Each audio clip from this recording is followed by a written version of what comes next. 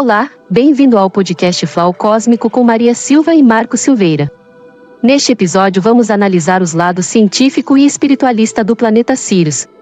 Sirius, a estrela mais brilhante, sempre fascinou a humanidade. Hoje vamos explorar sua dupla natureza, a ciência que a descreve e o esoterismo que a contempla. Descubra como Sirius inspirou civilizações antigas como o Egito, moldou rituais de renovação e se tornou um farol de sabedoria cósmica. Conecte-se com o visível e o invisível a partir de agora.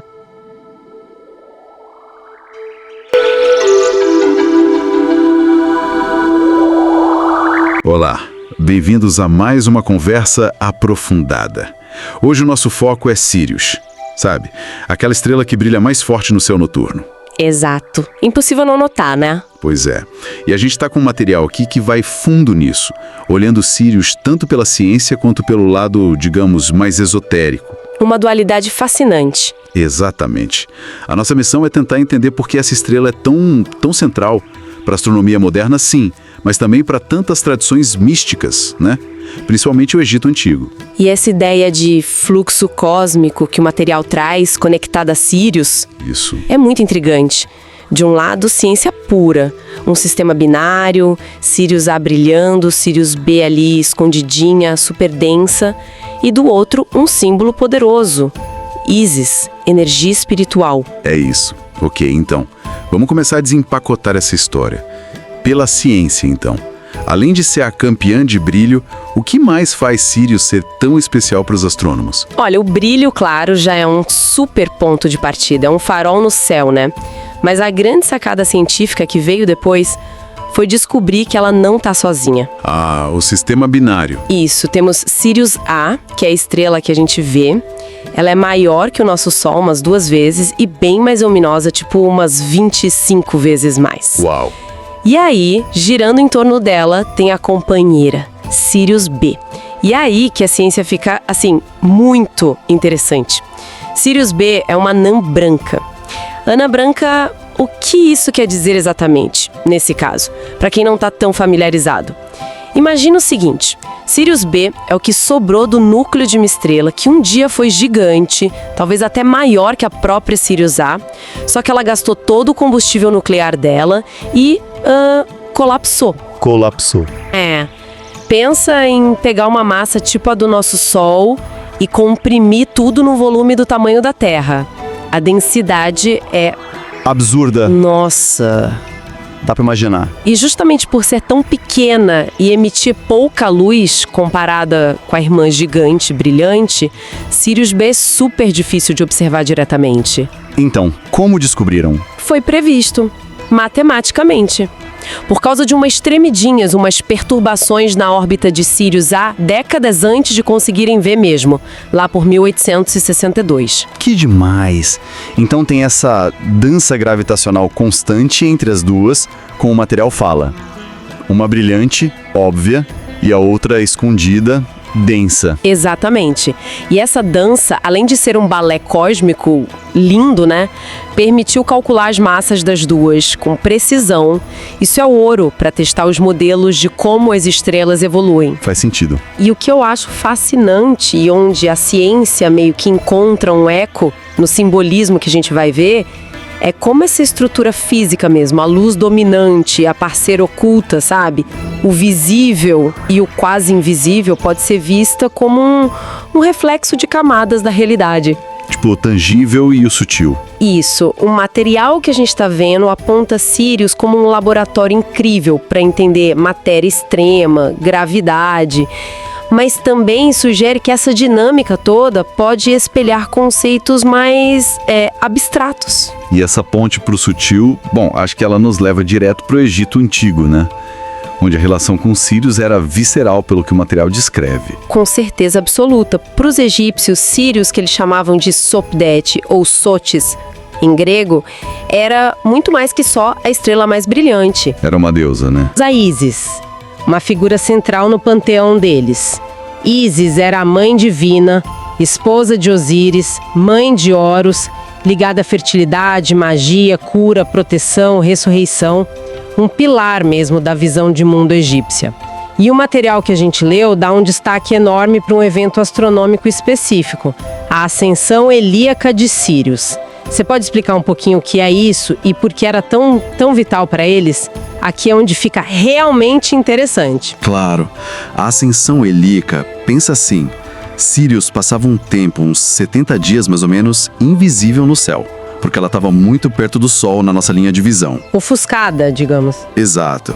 Aí chegava o dia em que ela reaparecia, bem rapidinho ali no horizonte leste, um pouquinho antes do Sol nascer. Era o primeiro sinal dela, depois dessa morte temporária. E por que isso era tão importante? A ligação com o Nilo, certo? Bingo. Porque na maior parte da história do Egito, esse reaparecimento de Sírius batia, assim, de forma incrível com o começo da inundação anual do Rio Nilo. A cheia. Que era literalmente a vida para eles, né? Fertilizar a terra para agricultura. Exatamente, era a garantia da colheita, da comida, da sobrevivência no meio do deserto. Então, para os egípcios, ver Sopdet ou Ísis reaparecendo ali no céu era o sinal divino. As águas que traziam a vida estavam chegando. Nossa, que conexão forte. Era percebido como uma sincronia perfeita entre céu e terra, diz o material. Uma prova da ordem cósmica deles, a Ma'at. Isso. E essa observação não era só prática, tipo, para marcar o calendário agrícola. Era profundamente religiosa, simbólica. Então, ia muito além de um calendário, era tipo parte da estrutura do universo deles. Sem dúvida. Se a gente conecta os pontos, percebe que era um sistema cosmológico todo integrado. A ascensão helíaca de Sopdet marcava o ano novo no calendário civil deles, o tal calendário de Sopdet. Entendi. Rituais importantes aconteciam nessa época. A estrela, e por extensão Ísis, eram vistas como protetoras do Egito, do faraó. O texto que a gente está analisando vê essa reverência toda como um exemplo clássico de como o ser humano busca significado no céu, né? Como a gente transforma fenômenos naturais em narrativas espirituais que dão ordem e propósito para a vida. Eles não viam só uma estrela piscando. De jeito nenhum. Viam a promessa de renovação, de ordem, a presença do divino ali, no ritmo do universo. Templos foram alinhados com Sírius, mitos foram criados em torno dela.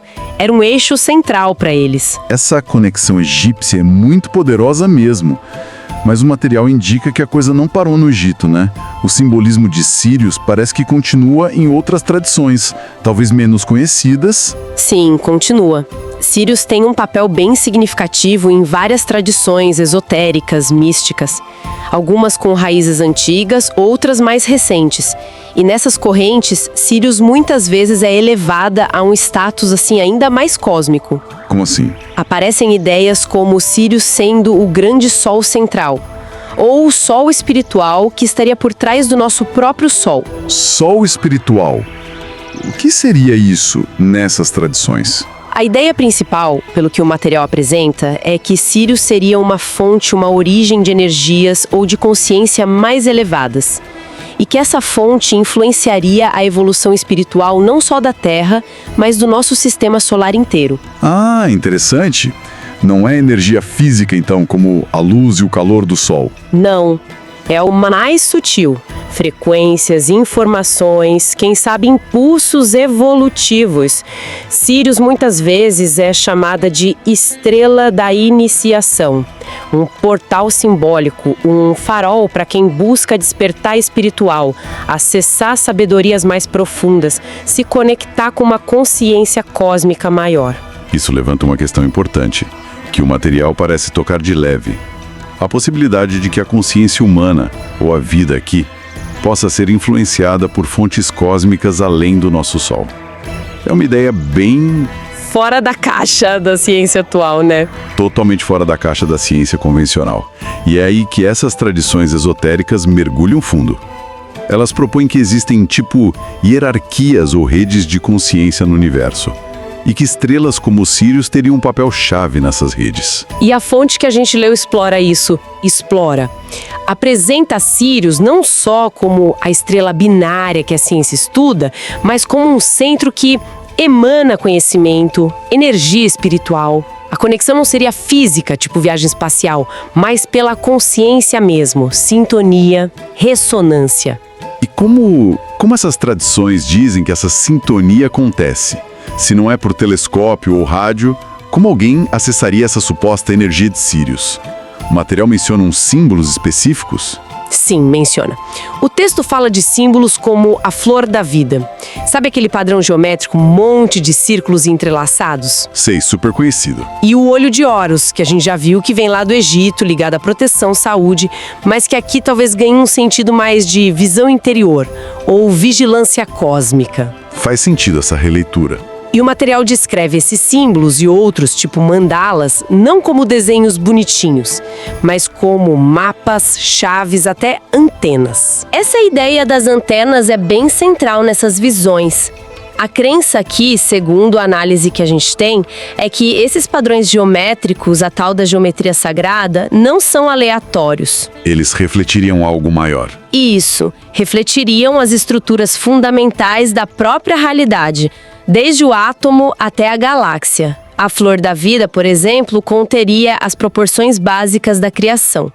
A ideia é que esses símbolos ressoam com as energias, com as informações sutis que nessas tradições viriam de centros cósmicos como Sírius. Então, usar esses símbolos seria como tentar sintonizar uma frequência específica.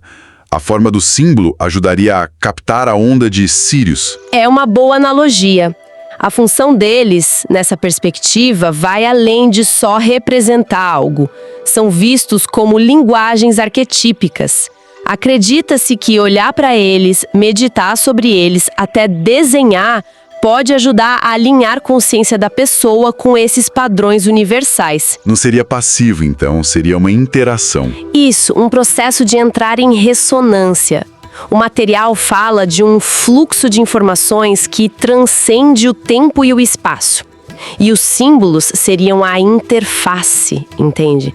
A maneira de acessar ou interagir com esse fluxo que teria em Sirius uma de suas fontes principais. Isso nos traz de volta a ideia do flow cósmico que a gente mencionou lá no começo.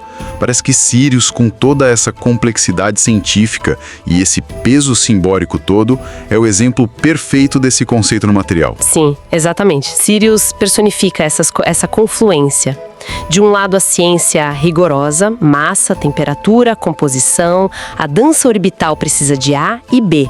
Um fluxo físico de matéria e energia governado por leis. E do outro? E do outro, as tradições místicas interpretando a mesmíssima estrela como um fluxo espiritual, consciência, sabedoria, energia vital. Acessível por símbolos, pela intuição. O fluxo cósmico aqui parece ser essa corrente maior que se manifesta tanto nas leis da física, quanto nos padrões simbólicos e nos ciclos da vida, como o Nilo ligado a Sirius. Então, a perspectiva que o material sugere não é bem escolher entre ciência e misticismo, né? Mas talvez reconhecer que são duas formas de olhar e tentar entender esse fluxo maior. Uma focando no como físico, a outra no porquê, no significado. Essa parece ser a síntese proposta, sim. Se a gente consolida o que a gente viu, o material tira lições importantes de Sirius, o legado egípcio ensina sobre essa conexão vital sagrada entre a vida na Terra e os ritmos lá do céu, um fluxo visível essencial. E o lado esotérico? Já os conceitos e símbolos esotéricos oferecem ferramentas, ou pelo menos um mapa conceitual, para explorar a possibilidade de um fluxo mais sutil, uma dimensão da realidade que talvez seja acessível pela consciência, pela intuição. O texto sugere que sintonizar com Sirius, seja estudando à luz dela cientificamente, seja contemplando o simbolismo, pode ser um jeito de dissolver essas fronteiras que a gente às vezes cria entre o racional, o que a gente sabe, e o intuitivo, o que a gente sente. E essa integração abriria novos caminhos. Exato. Abriria caminho para um universo de possibilidades para autodescoberta, para fluir com esse flow cósmico, como o material chama. Ok, então, para a gente amarrar os pontos principais da nossa exploração de hoje. Primeiro, a gente viu a natureza dupla de Sirius, um sistema binário super interessante para a ciência, com a estrela A brilhando e a B, a anã branca, ali densa e quase escondida numa dança que é um laboratório cósmico. Isso. A ciência pura e fascinante. Segundo, a importância gigantesca no Egito Antigo.